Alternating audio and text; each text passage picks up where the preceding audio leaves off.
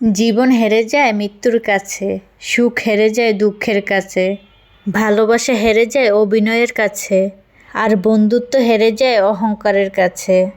এত কিছুর পরও এই 2 দিনের দুনিয়ার জন্য মানুষ কত কী নাই করে। আসসালামু আলাইকুম আমার প্রিয় ভাই বোনেরা, আপনারা সবাই কেমন আছেন? আশা করি অনেক অনেক ভালো আছেন। আপনাদের দোয়া ভালোবাসা আলহামদুলিল্লাহ আমি অনেক ভালো আছি। আজকের ভিডিওটা শুরু করলাম সকাল থেকে। আজকের সকালের নাস্তায় ছিল ডিম দিয়ে পাউরুটি ভাজা, সাথে ছিল দুধ চা। এই ছিল আজকের সকালের নাস্তা। সকালে নাস্তা খাওয়ার সময়ও পাই না, তারপর জটপট করে যা বানানো যায় তাই বানিয়ে নেই। আর ডিম দিয়ে পাউরুটি ভাজাটা আমারও পছন্দ, আমার মেয়েরও পছন্দ। এই নাস্তাটা বানালে মেয়েকে টিফিনেও দিয়ে দিতে পারি, সাথে আমিও খেতে পারি। নাস্তা বানিয়ে রেখে মেয়েকে স্কুলে দিয়ে আসলাম। দিয়ে এসে আসার সময় লাউ শাক নিয়ে আসলাম। লাউ শাকগুলো রেখে আগে নাস্তা করে নিয়েছিলাম, তারপরে লাউ শাকগুলো কেটে নিয়েছি।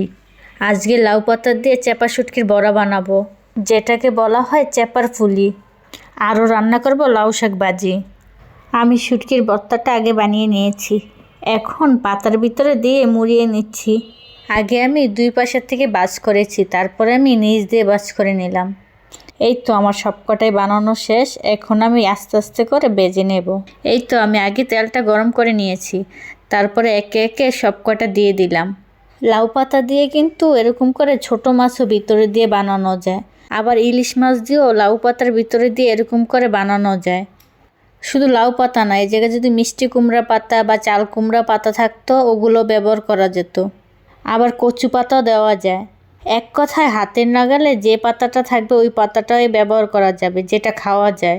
এই তো আমার চেপা পুলিগুলো ভাজা হয়ে গেছে, এখন আমি লাউ শাকগুলো ভাজি করার জন্য প্রথমে লাউ শাকগুলো একটু লবণ দিয়ে সিদ্ধ করে নিচ্ছি। শাকগুলো একটু সিদ্ধ হওয়ার পরে আমি পেঁয়াজ কাঁচামরিচে বাগার দিয়ে নেব। আজকের লাউ শাকগুলো খুবই সুন্দর ছিল, একদম কচি কচি ছিল, সাথে পাতাগুলো সুন্দর ছিল।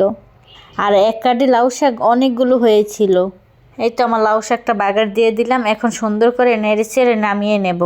আমি শুধু লাউ শাক দিইনি, লাউ শাকের সাথে কিন্তু কয়েকটা সিম আলুও দিয়েছি। সিম আলু দিয়ে লাউ শাক ভাজি করলে কিন্তু খেতে অনেক বেশি মজা হয়। যে কোনো শাক ভাজি করার সময় একটু তাড়াতাড়ি উঠিয়ে নিতে হয়, বেশিক্ষণ যদি চুলার উপরে রাখা হয় তাহলে কিন্তু শাকের কালারটা নষ্ট হয়ে যায়। এই তো আমার রান্নাবান্না করা শেষ।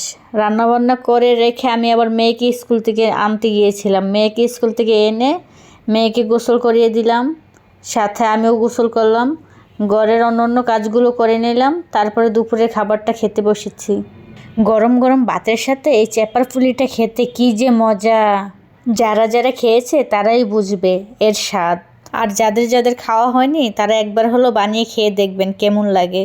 যাই হোক, দুপুরে খাওয়া দাওয়া শেষ করে একটু রেস্ট নিয়েছিলাম। রেস্ট নিয়ে আবার মেয়েকে পড়ালাম।